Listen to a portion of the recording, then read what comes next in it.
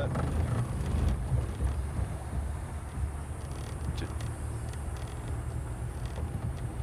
we will see you shortly. Thanks, Brian. We will also, thanks very much, Brian and Alex. But we're not done yet.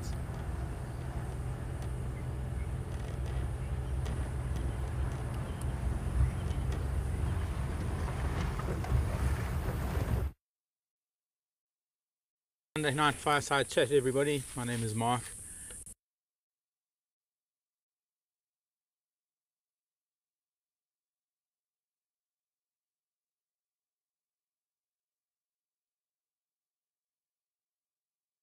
He's going to be making his way here shortly, and he'll be joining me. Tonight we've got a little bit of a different thing planned. While we're talking, we're going to pop up a grid on the fire when it gets to be the right time, and we're kind of hungry. We've been watching cats all day, so they've been reminding us that we need to up our protein levels. So we're going to cook a little bit of meat on the fire shortly while we're chatting. Not going to detract from our fireside chat. I thought it would just be a nice thing, because that's really what we do here in South Africa.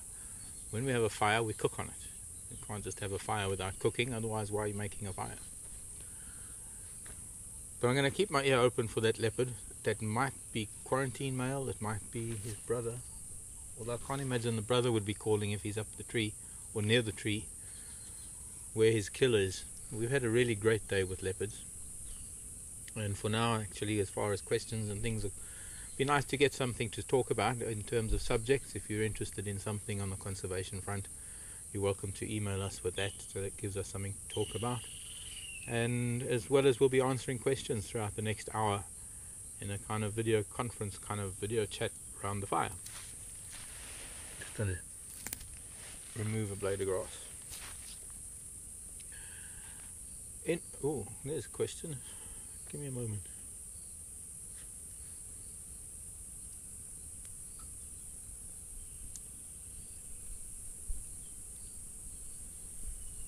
Vicky, Salt Lake City, and Vicky was asking if Kunuma or quarantine male, whether either one of them have fathered any cubs yet, or if they're still too young. They are still too young.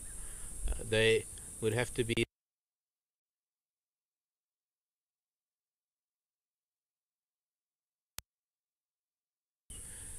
it'll be a couple of years yet before they establish themselves. At the moment, pretty much in a similar way that young male lions have to head out into the wilderness on their own for a little bit, young leopards do too, because it'll reach a stage where almost what has happened now. Unfortunately, the whole process has been interrupted by Karula's cubs being killed by hyena.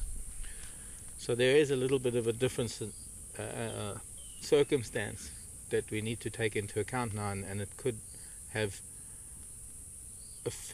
other reaching effects on the fact that her two boys are still around, and they might even stay around a little bit longer. They might not, we don't really know. But it's only once they are sort of forced to move on by their own sexual maturity and their fathers, perhaps not only their fathers but other males, protection of their territories, that for fear of their lives these boys will have to move on, and they will probably be bounced around territories for some time before they can carve out a little niche of their own. And it's only once they're able to secure a territory and breed, or rather with that territory have females within their territory, then breed with those females will they father cubs. And it takes a lot to do that, because they've got to mature considerably. There's a long way to go. As a 2-year-old young leopard, he's got to be able to outdo or overthrow, or he's got to be able to take care of a male that is sort of 4 or 5 years older than him, maybe even older, and he'll never do it at the age of 2. He's got a lot of scrapping to do to learn how to be a big male leopard, and before he's able to take a territory. So it'll be a while, unfortunately, for them. There's a lot at stake. There's a lot that needs to be done.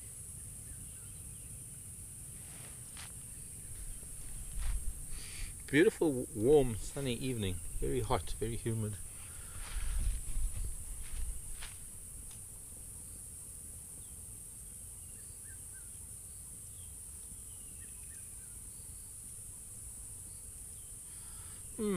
Tony's asking about fire. Tony comes from Bristol. Tony was asking about fire, whether fire attracts any insects or other larger creatures. Some insects do fly into the fire. The brightness of the fire is nowhere near as bright as artificial light that we create in terms of wattage. So even though fire is fairly, well, it's orange, it's a non-attractive color to insects, but it's not so much about the attractiveness of light.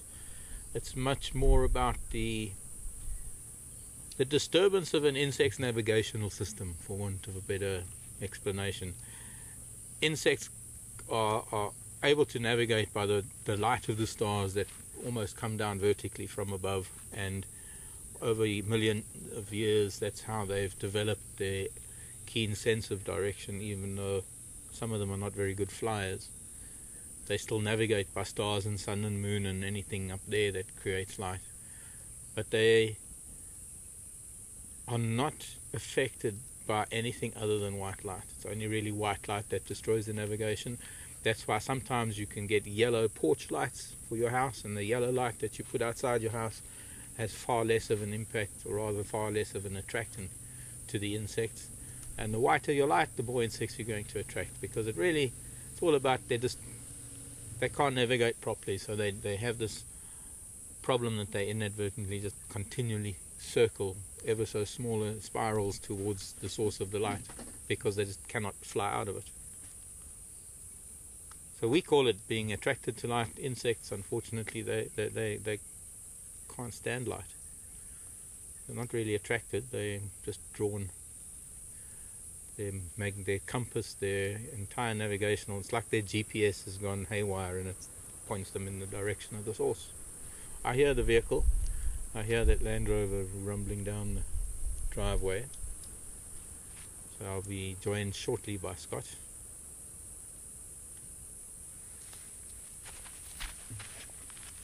Oh. Good evening, gentlemen. How are you doing? Hello, Scott. Welcome, bud. What a beautiful spot that was, eh? It was indeed. I did mention on the way in that I did drive down that road yesterday and overlooked it, but that does happen. Yeah.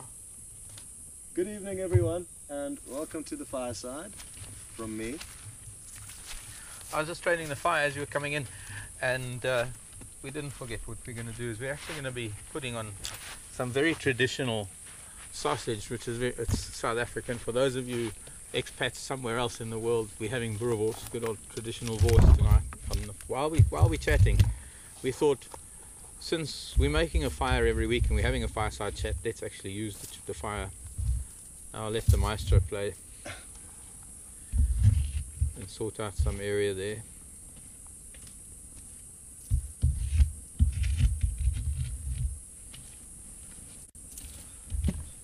So, yes, Alex was telling me something as you drove in, so I had to sort of tune him out. Sorry, Alex, because we were saying hi, and you're joining me.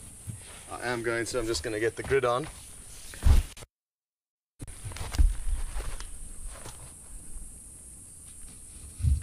Okay.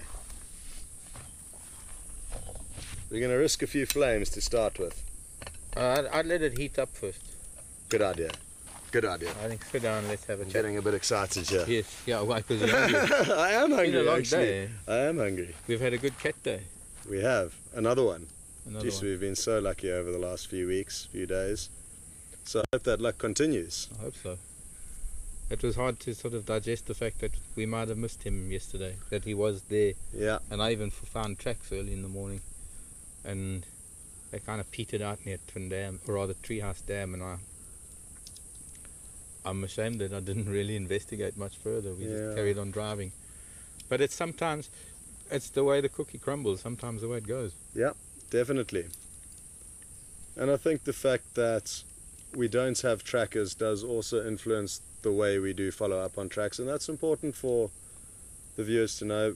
Most of the vehicles out here have got the trackers on board, and that way you can drop the tracker off and let him follow up and investigate, and still take the guests and show them a good time, whereas we don't have that.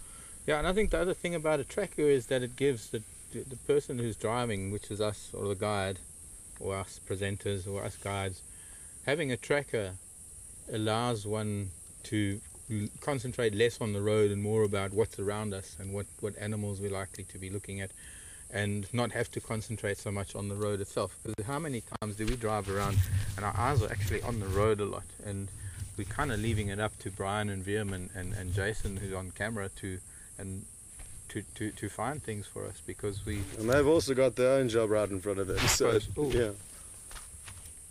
but you're right. Making a noise in front of the microphone. And well, it's been a good week. I mean, we've had a really good run of elephant. We've had some wonderful times with them. There's actually one, I don't know, did you see him coming in now? We didn't. A little bit dark, I think. We didn't see him coming in or going out, and we did pass here on the way to coming to you. I think he might have come up from the dam or something. Okay. Because he was sort of moving, or maybe he was even behind the lodge, and might have come up from behind Vuyatela, because he was sort of on that corner of quarantine. Was he a bull that you recognised? No, he was a youngster. Okay. He's just a youngster. He's got a hole in his right ear, I noticed that. Okay. And he can't be more than 100 yards back there, because he was just standing quietly, sniffing around for marula fruits in the grasses.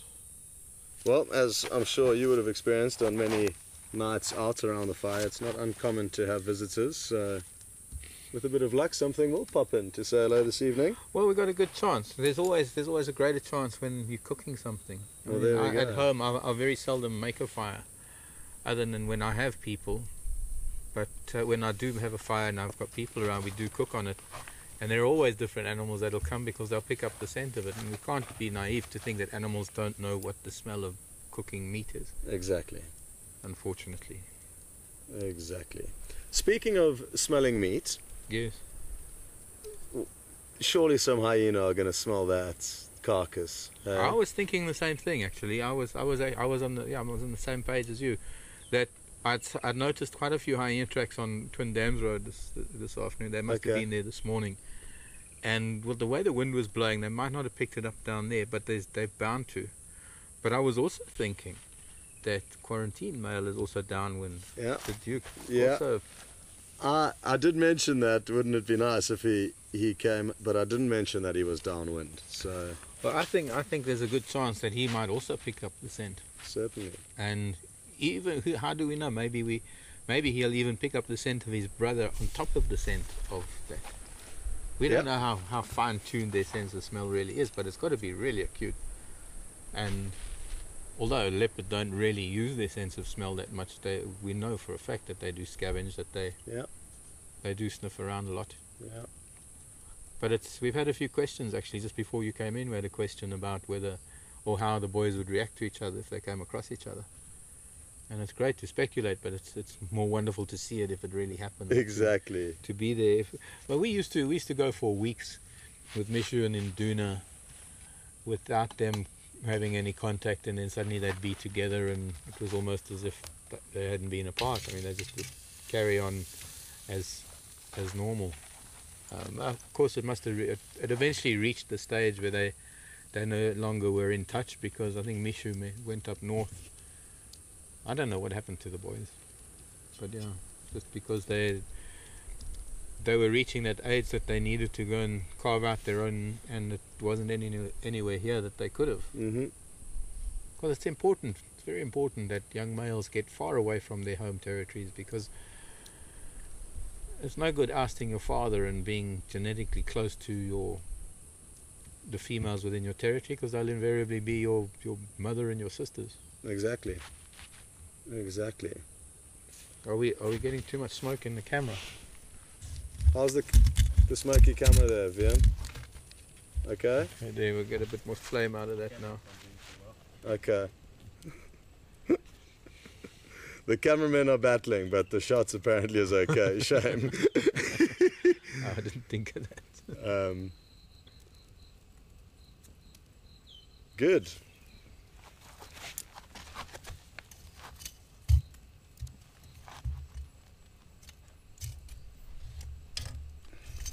Oh, okay.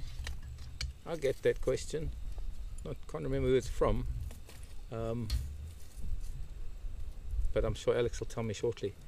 But whether carnivores, where the predators actually prefer one type of meat over another. I mean, speaking of meat, but it's not really a preference for the meat. It's perhaps a preference for the animal who's holding the meat. But there are some times that it's a kind of a yes and no question, I think, because ostensibly predators are opportunists. They're going to hunt whatever they can hunt, and yet there are times when lion will rather go after buffalo than go after something else, and it's not necessarily because they prefer buffalo over others. I think it's more a case of there's more meat on a buffalo. Yeah. It lasts them longer, especially when they're cubs. For sure. Yeah. What are your thoughts on that? Yeah, I agree, Mark. I think predators will kill the easiest and most reasonable kill, depending on how many mouths they have to feed. Yeah. You know. So for a leopard, I guess they're different in that whether they kill something small or big, they only have themselves to worry about, and therefore they will take any opportunity, be it big or small. But up to a point where if anything's too big, it would be dangerous. Yes. But then again, I think leopard also may be one of the... Actually, leopard and cheetah are a bit of an exception, because if I think about it now, look, it never occurred to me to think of this, or this question. So I'm just... Answers are coming to me while I think about it. Leopard actually do sometimes prefer certain things. I've known leopard that really have a penchant for warthog, big male warthog that come barreling out of a burrow on the termite mound, or leopard who have a really soft spot for porcupine. Okay.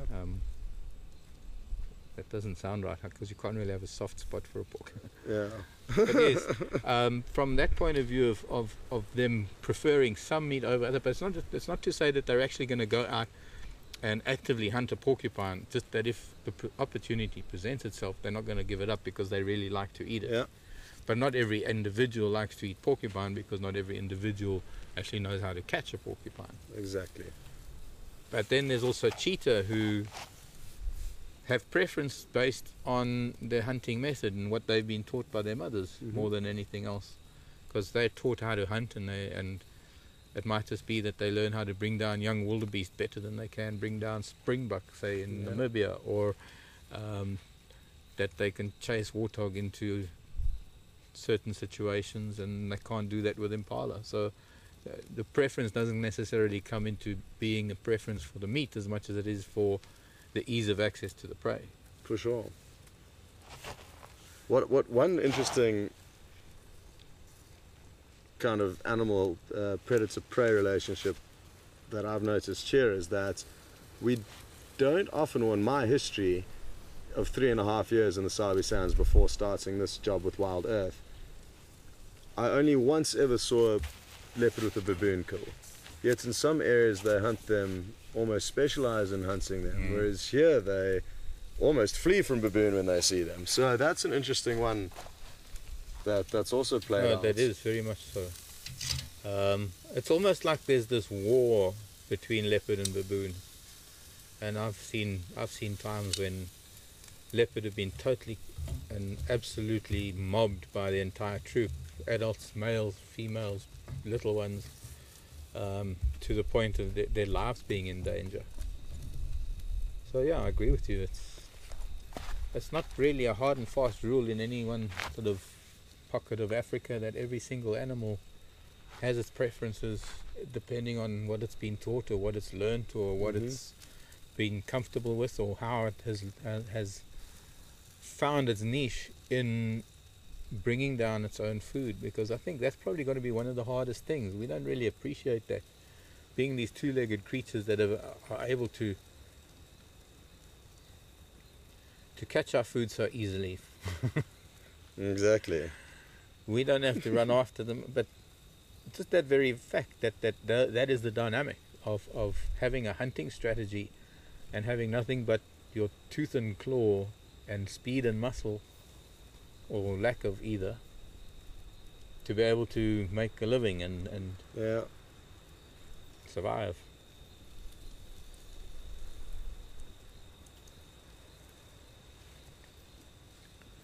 Nice little breeze coming in right now. Beautiful breeze. And I'm also enjoying the sound of the boerewors sizzling. Boerewors, directly translated, into English from Afrikaans, which is from Dutch heritage, means farmer sausage. And in a farmer sausage, one expects to find beef sausage, or ground up beef with various spices. Often coriander is one of the key ingredients in a good boerewors, and they really are tasty. So the breeze in the boerewors and the sizzling. Yeah, it's kind of hand in hand. Yeah. You actually get so many different types of wors. In fact, we have I think it's one of our major beer brands in the country sponsors and actually one of the biggest supermarket brands sponsors a whole boerewors making competition where you have to create your own blend of meat and spices and herbs wrapped in that sausage. Boerewors King or something. Okay. You get the major prizes. Like they have the Braai Master. Yeah. Braai Master barbecue. Braai, you said that, barbecue. Yeah. Ellen from Illinois was asking a question, and it kind of got lost in this whole talk about boerewors. So it's weird that all I can really remember is that it was from Ellen in Illinois. It's got rather Alex gonna have to repeat it.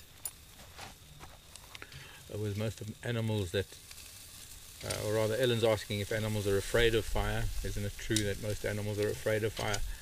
I think domestic animals, yes. I think wild animals anywhere in the world, not necessarily that they're afraid of fire as much as that they're very aware of fire. Every single animal, no matter what environment you live in, whether it's your forests of North America or your outback of Australia, I believe actually there's some very severe fires in Australia at the moment, some sort of the worst in decades. I suppose yes, in a sense animals are afraid of fire, but everything has adapted to the presence of fire. Every single animal has somehow an instinctive reaction to what fire is and how to deal with fire. And I've seen animals that are able to take a benefit or rather just benefit from recent fires and use it to their own advantage. And there are a whole host of those, everything from giraffe and zebra to some of the raptors and small birds of prey to fork-tailed drongos. Yeah, the birds often during the fire. Right in front of the flames, in fact, you find birds because of the wave of insects that are chased. Let's not sort of confuse the issue. When a fire does ravage through the bushveld, there are a lot of animals that flee that fire because they know they're going to get burnt if they stand still. But what I'm saying is that they don't necessarily fear the fire, they just fear the consequences of the fire. And so they know they have to escape it. But fire is not a strange concept to them. Fire is the very thing that drives most environments in the world, in a lot of places, where the seeding of trees and the whole cycle of life needs fire. I mean, Cape is one of them. For sure. The other thing that I think contributes to fire being associated to protection when out in wilderness areas is that simply the light given off would make any predator or animal feel less comfortable in possibly creeping up on you because it doesn't have the cover of darkness. Yeah. So I think the light that's given off is a lot of what aids us in terms of protection when out in the bush, that you may get a little bit of, yeah. But I think also animals are very aware of a static fire. I've noticed that, having had so many fires and lived around fires, is that there's a very big difference to how animals react to a fire in a fireplace like this or a wildfire out there. Yep. I live in a place where I have fires on numerous occasions or on different occasions, and I have no fences around me. And there are times when certain animals will be around there, whether there's fire or no fire. In fact, there are times when I'm sitting around the fire that I'll even have civet and hyena come up to the fire and come and sniff around, because they are very aware of what the fire contained as it is, what it represents, because they've learnt that that's what humans do, and there's often some scavenging some scavenging to be done. But they can smell it. But I've also had impala doing overnight walking trails in other parts of Africa where the fire is everything, because We come back from a walking safari late in the afternoon after walking most of the day, and you've got a fire burning, the camp is set up, and it's just this really basic little camp, and the fire is what we cook on. It's what we cook, what we heat the water on for the showers. The fire is everything that maybe when we harvested fire or harnessed fire, and what we learned we could do with it, that's the basics of just making hot water and cooking food and giving light, as you say, and to some degree protection. I mean, they're animals are not going to attack, as Scott says, or take a chance, because there's a fire, and the light can give them away fairly easily. But by the same token, some of them don't really care. They still move through. I mean, I've had elephant and hippo and all sorts of animals move through a camp, even though we've had a fire sort of smouldering and burning all night. They can see that it is in one place.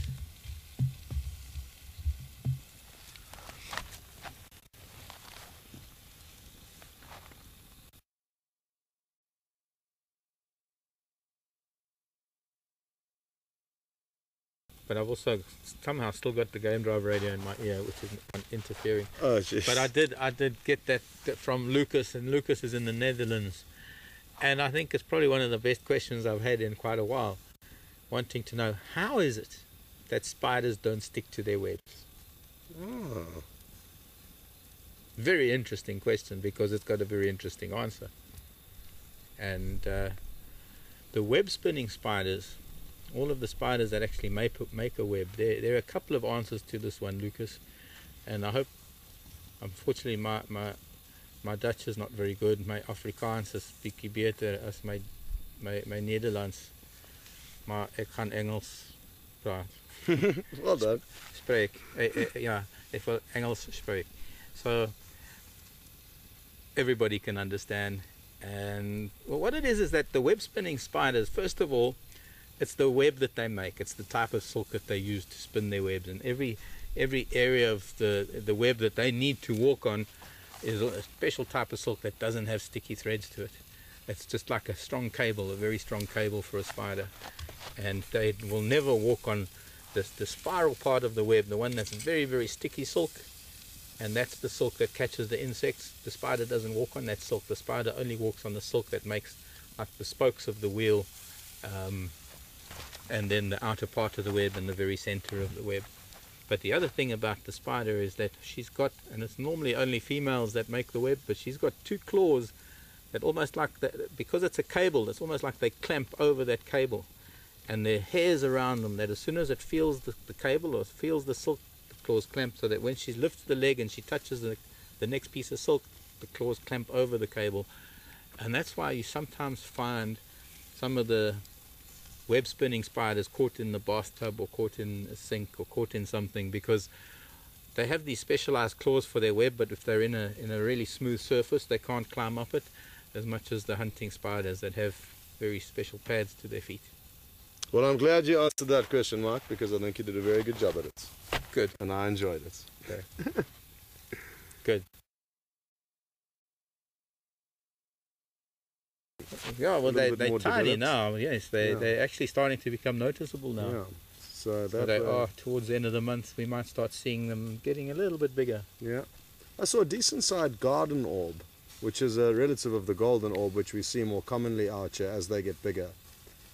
So hopefully, though, in the coming weeks, we will be able to try and show you these spiders that we are talking about. Boerewors is looking good. Good. There's nothing to worry about here. I'm not allowed to eat boerewors, but I'm sure going to try it tonight.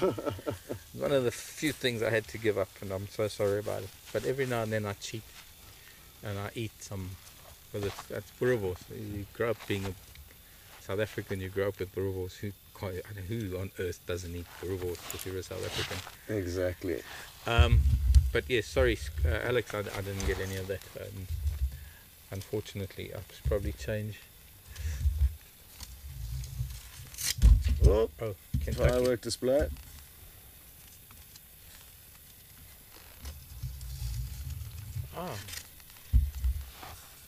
Marsha in Kentucky, a lovely question from Marsha in Kentucky, wanting to know if each of the reserves, these private nature reserves that we have on the western edge of Kruger, like the Sabi Sand. I guess, Marsha, you're also referring to the Timbavati and Cliseri, Olifants, etc., etc. Marsha was asking, do these reserves have individual wardens or caretakers or conservationists to take care of the individual reserves, monitoring populations, etc., etc.? Yeah, they certainly do. And I mean, initially they were all managed privately, I guess, because a lot of them were all fenced in. That's right, yeah. So, and a lot of them actually just the same wardens or generations of those wardens just continued managing, because some of the guys I know, especially the warden of Cliseri Game Reserve up just next to the Timbavati, Colin, who's the warden there, actually grew up in the Timbavati. He grew up almost next door to me.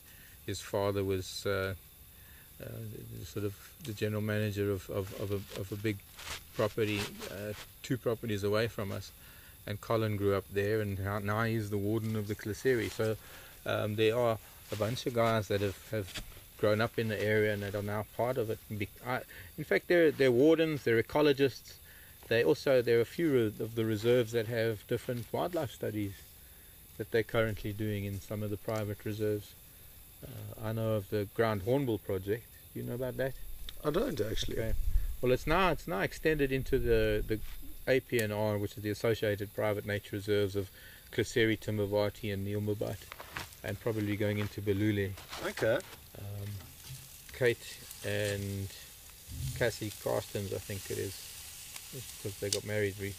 So I think they're the ones that are operating the Ground Hornbill project, and they're monitoring ground hornbill nests. And there's also another bigger project to that, where they're actually breeding them, captive breeding of ground hornbills, and releasing them, the sub-adults, into the wild. Really? Yeah. But breeding them in a way that they breed the whooping cranes and the condors and other large birds using hand puppets. Okay. So that they don't imprint onto humans. But there's the elephant, the elephant project. I mean, that's ongoing, and it even affects here in the Sabi Sand. SaveTheElephants.org, Michelle's project, where there are a bunch of collared elephants. And I suppose a lot of maybe smaller projects, but they overall management of the reserves. Each reserve does have a warden and a subcommittee of people that take care of the ecology.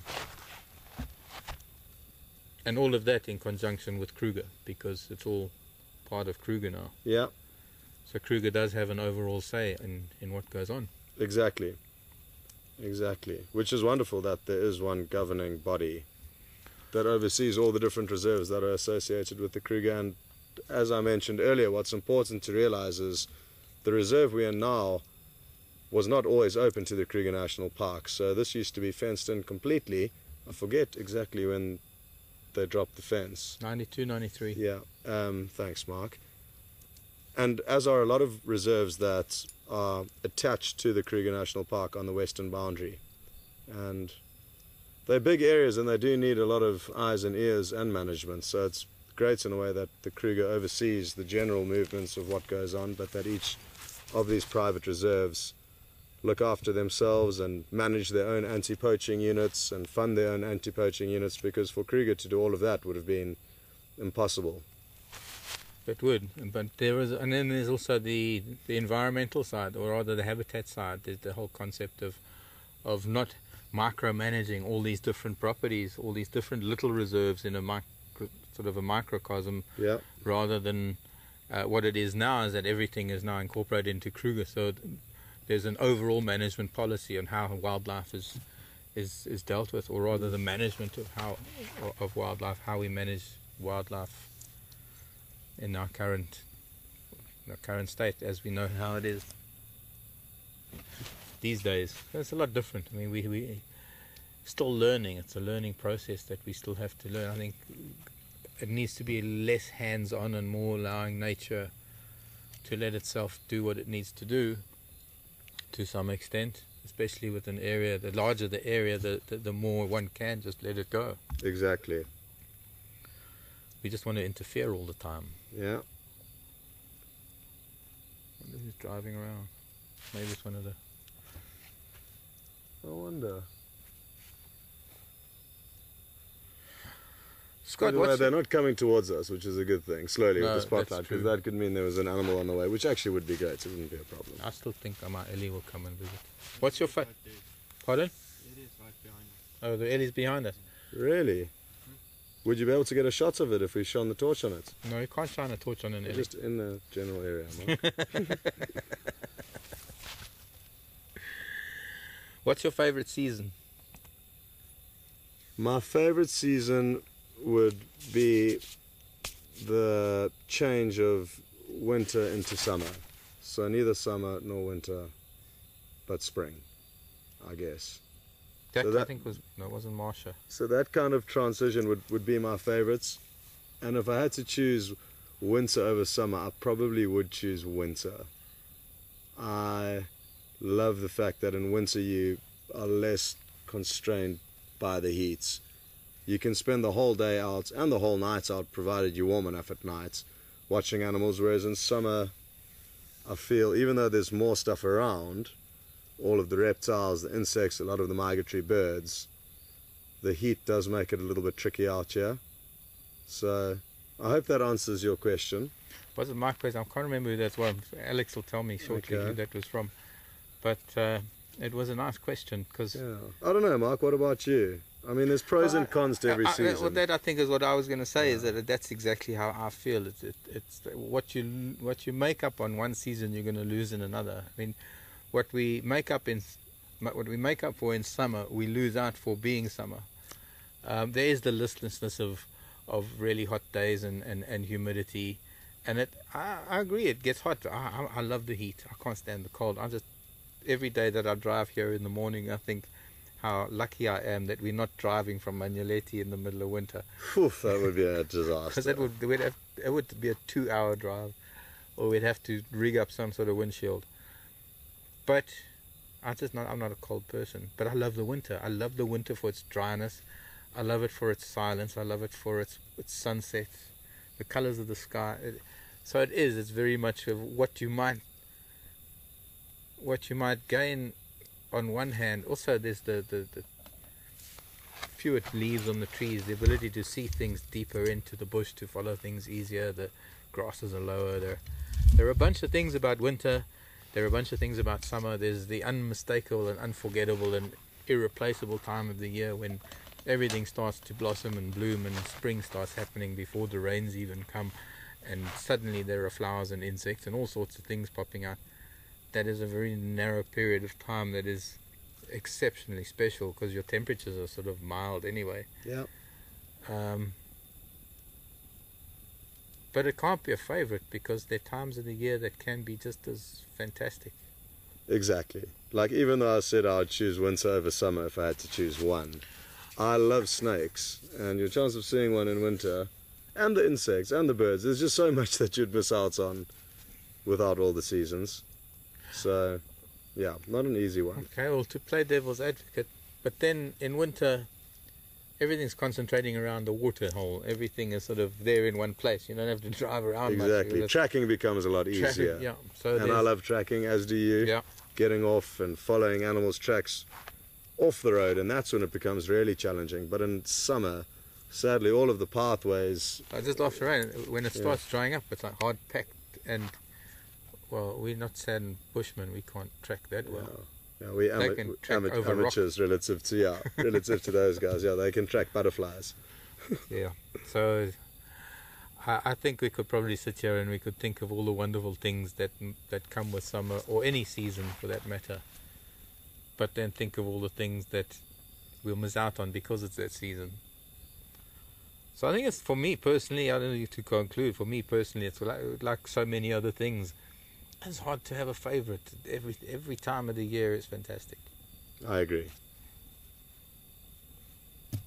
But you like the cooler weather, I like the warmer. Exactly. I don't mind the heat, but I'd prefer to be on a beach and not necessarily working, where you can just relax and do as you please. So that for me is a better option for the hot climates. Not that I'm not loving every second of this, and it's hot every day, so No, I understand. I do. I understand. The thing is with heat is that you can only make yourself so cool or take off so many layers. In Just winter, not have any layers. into with technology and the equipment these days, you can get warm. You know, there's, even if you're in Alaska, Antarctica, it doesn't matter where, cold places. There's technology. Yeah, the technology helps us to keep warm these days. So, Yeah, then it becomes a claustrophobic issue. well, you would battle, and that I understand, because you are, are a less is more person when it comes to clothing. I am indeed, yeah. But I think it's also a case of if it were to be cold and snowy, I would be limited to how much time I can spend inside in a confined space. No, but you wouldn't have to, because you can just get warm clothes. You can go outside. Tracking leopard in the snow, wouldn't that be nice? A snow leopard? Would that be worth putting on some warm gear for? That would be a bucket list type of thing. I think that would be, yes, definitely. I think that would be something that I could do for snow leopards or a woman. Understandable. You understand that. I understand. Go to the ends of the earth for a woman or a snow leopard. Question, once again, I'm sorry, but I missed the name, and it was about how traffic is regulated in Kruger. James, thank you. James was asking how traffic at sightings is regulated in Kruger. It's a good question. It's organised chaos. Yeah, is the best way to put it. Well, no, it's even disorganized chaos.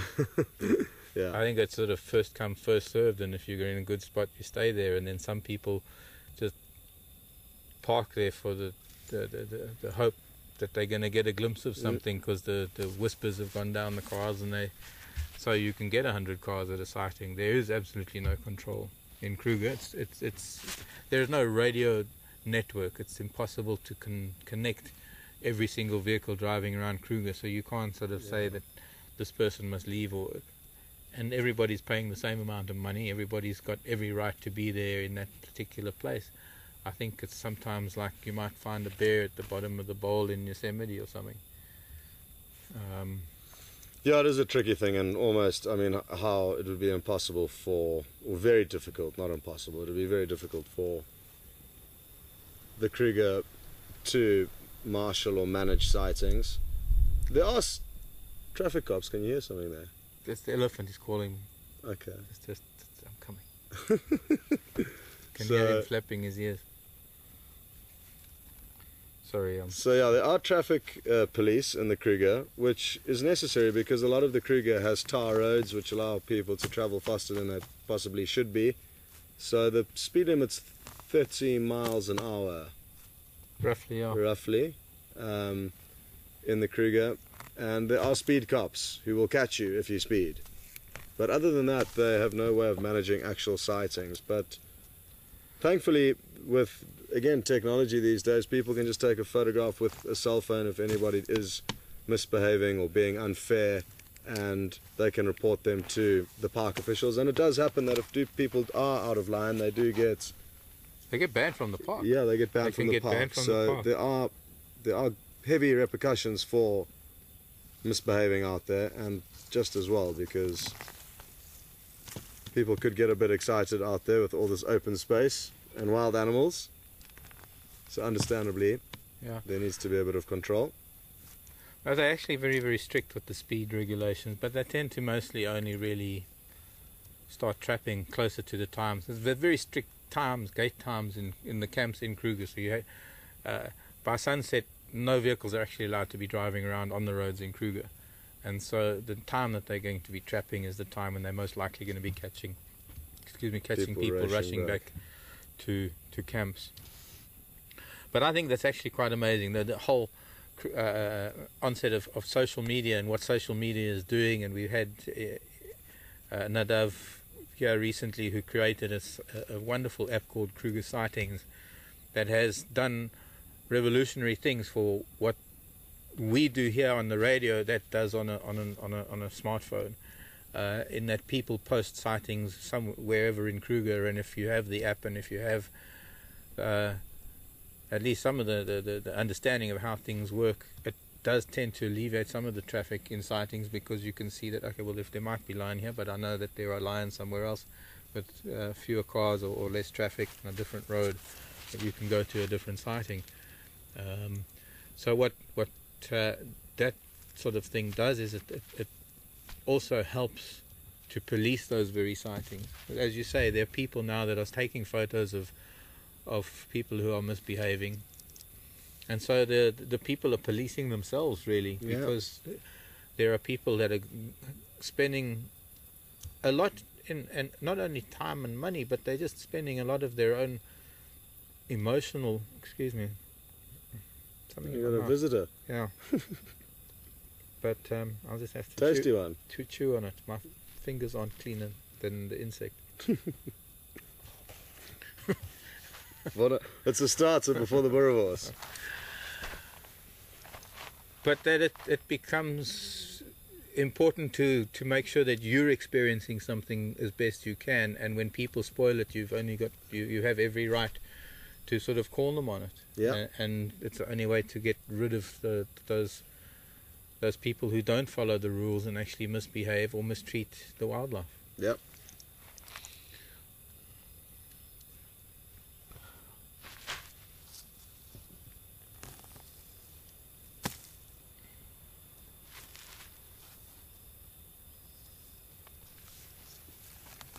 Craig in Salt Lake City, if I can elaborate on the likelihood of finding any cheetah. Excuse me while I'm doing some alien invasion control. Craig, every moment of every day there's a likelihood of driving around a bend or driving up to cheetah cutline or on Buffels or cutline, or just coming around a bend at a dam and finding cheetah. Every day the possibility is exactly the same. Every moment the possibility is the same.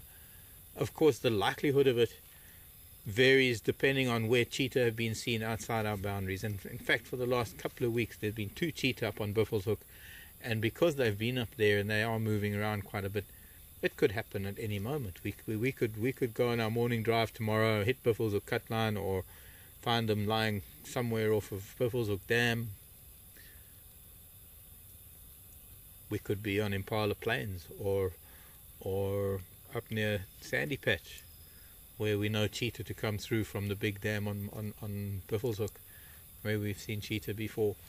And it's really all about whether our timing is right. We've come close. I remember seeing cheetah tracks there the one day that cut across the corner of the property from that top end of where the gate is at Gowrie, cutting across onto Elephant Plains. Okay. And it was just brief. They weren't, I don't know, we don't have their radio channel, so we don't know where they were picked up there, but it was a while ago. But it is something we get asked often, whether we do see cheetah and what the likelihood is. The likelihood is very high. We could find them on drive, or we could go another 2 weeks, 3 weeks. We could go another couple of months without seeing cheetah. The bush is very, very thick in this part of the Sabi Sand at the moment. We have that in our, or rather as a disadvantage.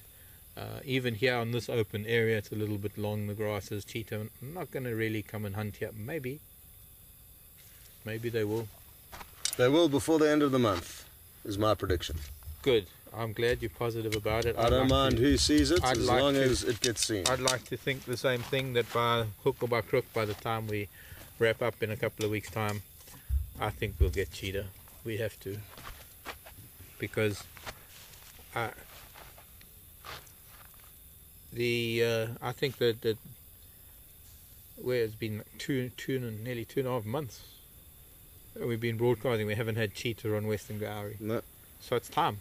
Yeah. In fact, the longer we go, every day that we don't have cheetah increases the likelihood that the next day there'll be cheetah. Exactly.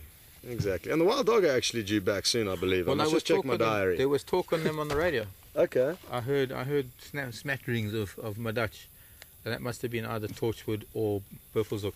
Okay, so good. I think we've sort of formulated a plan for the next couple of days to just keep track of the boundaries. Yeah. Places like Buffels Hook boundary and Cheetah Cutline and Gowrie Main, and well, I suppose Triple M as well, for that matter.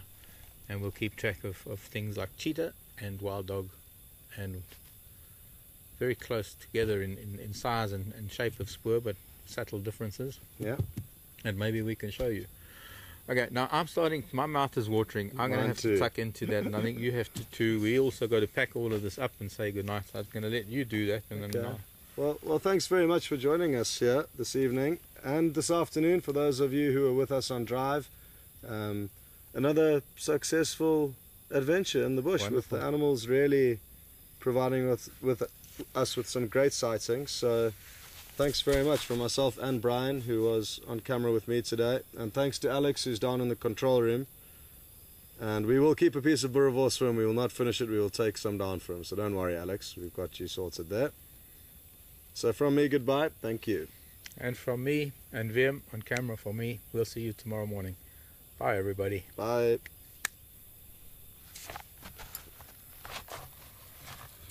Okay, boerrie time. Story time. Break it up. Share it up.